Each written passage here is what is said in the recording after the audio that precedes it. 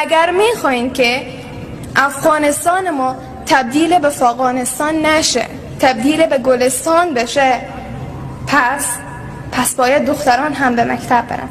قطعا مادر باسواد امروز، خواهر باسواد امروز فرزند خوبی فردا به جامعه تقدیم میکنه. چرا خدا اولین حرف که زد چرا گفت اقرا؟ چرا دیگه چیزی نگفت؟ چرا دیگه فعل استفاده نکرد؟ گفت اقرا. پس چرا باید در مکاتب روی دختران بسته باشه؟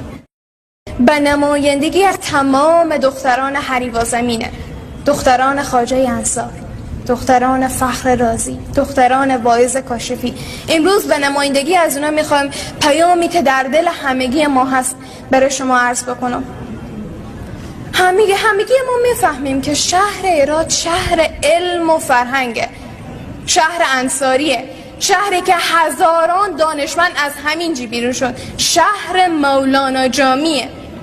پس چرا باید در مکاتب روی دختران بسته باشه؟ ما از شما عاجزانه و صمیمانه خواستار از اینم که در مکاتب روی دختران باز کنیم.